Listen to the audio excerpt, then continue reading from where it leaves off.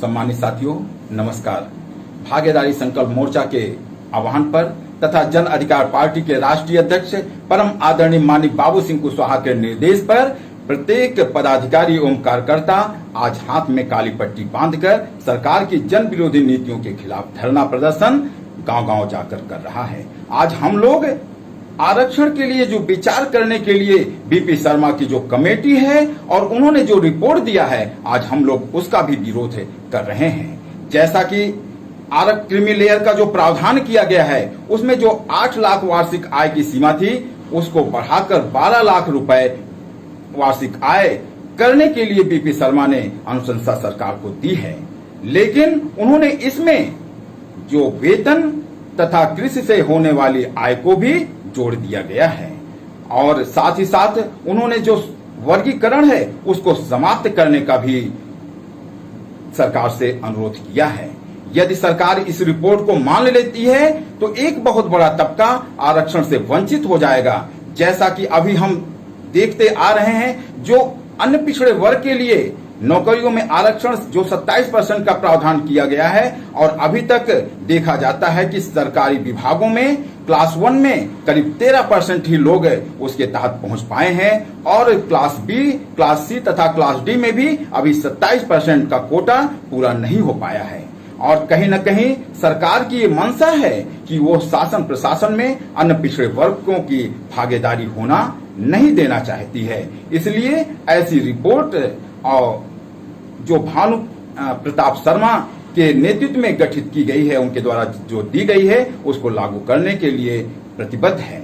जैसा कि इसके हमारे देश में राष्ट्रीय पिछड़ा वर्ग आयोग है और उसके नेतृत्व में कमेटी गठित करनी चाहिए और सरकार उससे हटकर जो कि बीपी शर्मा के आयोग में गठित किए हैं, उसका भी हम लोग खिलाफत करते हैं कि आज इसकी जरूरत नहीं थी। और यही नहीं, यदि सरकार की ये मंशा है कि आरक्षण का लागू करना, तो हम लोग चाहते हैं कि जो जातिगत जनगणना कराई जाए और जातिगत जनगणना कराने पर एक स्थिति क्लियर हो जाएगी कि कितनी किसकी आबादी है और उनको किस रूप में कितने को आरक्षण का मिला हुआ है। यदि और साथ ही साथ उनकी राजनैतिक, आर्थिक और सामाजिक स्थिति का भी ज्ञान हो जाएगा। और हमारे जन अधिकार पार्टी के राष्ट्रीय अध्यक्ष माननीय बाबू सिंह कुशवाहा जी लगातार इस बात का अनुरोध करते आए हैं कि जातीय जनगणना सरकार द्वारा कराई जाए। इसके बाद जिसकी जितनी संख्या भारी, उसकी उतने हिस्सेदारी के अनुसार आरक्षण की व्यवस्था किया जाए।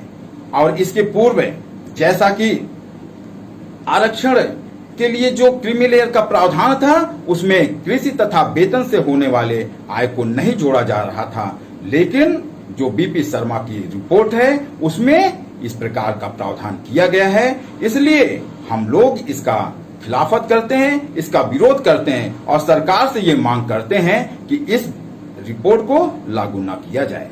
आज हम लोग इस बात का भी विरोध कर रहे हैं, जहां एक ओर सरकार कहती है कि हम किसानों की आय को दुगना करेंगे, वहीं दूसरी ओर सरकार चोर दरवाजे से 3 अध्यादेश को लाकर जो कि किसानों के खिलाफ में है, उसको लागू करने के लिए प्रतिबद्ध है, उसको लागू करना चाहती है। और यही नहीं, और सरकार एक दूसरा जो कि बिजली विभाग का है, उसको भी निजीकरण करने के लिए दिशा में भी आगे बढ़ रही है।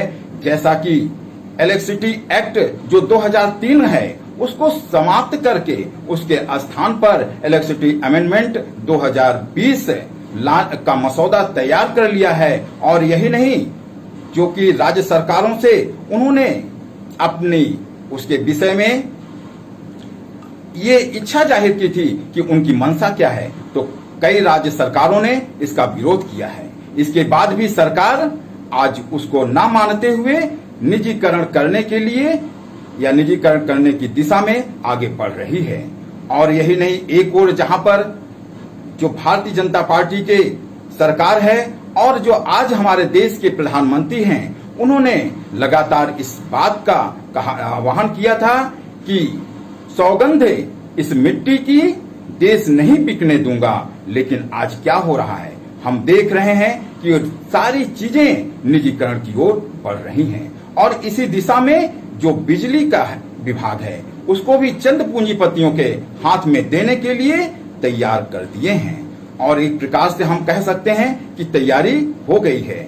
ये जरूर है कि जो बिजली विभाग के कर्मचारी हैं तथा कुछ राज्य उसका विरोध प्रदर्शन कर रहे हैं, लेकिन आम जनता इसके विषय में अभी तक उसके संज्ञान में नहीं है, उसकी जानकारी में नहीं है कि ऐसा क्या होने जा रहा है। निश्चित है जहां एक ओर डीजल पेट्रोल के दाम को सरकार जो है निजी हाथों में सौंप दिया है और जैसा चाहे वो लगातार बढ़ा सकते हैं, उसी प्रकार से यह बिजली को भी निजी हाथों में देकर एक ऐसा करने जा रही है कि उसकी सीमा तय नहीं होगी। लगातार वह निजी क्षेत्र जिसके हाथ में जाएगा वो लगातार बिजली के दरों को बढ़ाते जाएंगे और जिसका भार यहाँ के समस्त देशवासियों पर पड़ेगा। और इसके यदि हम लोग सचेत नहीं होते हैं तो आने वाले समय जो हम लोग के लिए बहुत ही विपदापूर्ण होगा, बहुत कष्टकारी होगा। इसलिए जरूरत इस बात की है कि देश के समस्त नागरिकों को ये सोचने की आवश्यकता है कि हम लोग इसके लिए खड़े हों। आज जो निजीकरण हो रहा है वो चाहे बैंक का हो, रेलवे का हो या अन्य कोई संस्था, तेल कंपनियां हो या LIC हो, जो भी चीज निजीकरण हो रहा की दिशा में बढ़ रहा है उसका हम लोग एकजुट होकर विरोध करना चाहिए। ऐसा नहीं कि यदि बिजली विभाग का निजीकरण हो रहा है तो केवल बिजली विभाग के कर्मचारी ही उसका विरोध करें, अन्य लोग उसके लिए शांत रहें। एक एक चीज का निजीकरण सरकार करती जा रही है, वह चंद पूंजीपतियों के हाथ में देती जा रही है। जहां एक ओर हम अंग्रेजों की दासता से मुक्त हुए, आज स्वतंत्र भारत में है, निश्चित है ये भारतीय जनता पार्टी की सरकार हम लोगों को, यहाँ के देशवासियों को चंद पूंजीपतियों के हाथ में सौंप कर उनके दास्ता में हम लोग को करने के लिए तैयार हो गई है। हम लोग उनकी गुलामी करने के लिए तैयार हो जा रहे हैं। तो ये सोचना हमारे समस्त देशवासियों को है, यहाँ के चाहे वो जिस जाति के हों, चाहे जिस धर्म के हों, सबको सोचने की आवश्यकता है। और हमारे राष्ट्रीय अध्यक्ष परम आदरणीय माननीय बाबू सिंह कुशवाहा जी लगातार इस बात का विरोध कर रहे हैं कि निजीकरण सरकार ना करे, देश की संपत्ति सरकार ना बेचे और जहां तक यहाँ के कर्मचारियों के हित को ध्यान में रख के उनको नौकरियों से ना हटाया जाए, नहीं तो यहाँ की जीवन जो लोगों का जीवन है सब अस्त व्यस्त हो जाएगा। ऐसे ही लोग, चाहे वो किसान हैं, मजदूर हैं, सभी लोग परेशान हैं और आज देश विकास के जो पथ है उस वह अवरुद्ध हो गया है। और यदि ऐसा किया जाता है तो निश्चित है कि आगे आने वाले समय जो सभी के लिए कष्टकारी होगा। और हमारी पार्टी तथा जन अधिकार पार्टी के राष्ट्रीय अध्यक्ष इस बात का आह्वान करते हैं कि सभी लोग एक साथ खड़े होइए और यदि खड़े होकर हम इसका मुकाबला करेंगे तो निश्चित है कि हम इसको रोक पाएंगे।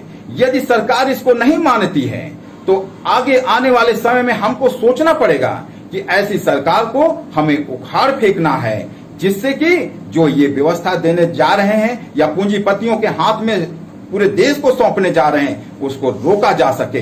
नहीं तो आप समझते हैं कि हम लोग अंग्रेजों के गुलाम तो थे, अब आज उससे आजाद हुए हैं, अब हम यहाँ के पूंजीपतियों के गुलाम हो जाएंगे और हमारा पूरा जो स्वतंत्रता है वह समाप्त हो जाएगी। इसलिए भाइयों, बहनों, हमारे समाज के सभी वर्गों के लोग सोचिए और एकजुट होकर तैयार हो जाइए, लड़ाई के लिए तैयार हो जाइए। और आपका नेतृत्व एक कुशल नेतृत्वकर्ता माननीय बाबू सिंह कुशवाहा जी कर रहे हैं, उनके साथ आइए, चलिए और हम लोग इसका विरोध करें और नहीं तो इस सरकार को उखाड़ फेंकें। इन्हीं बातों के साथ हम अपनी बात को समाप्त करते हैं। जय जन अधिकार पार्टी, जय संविधान।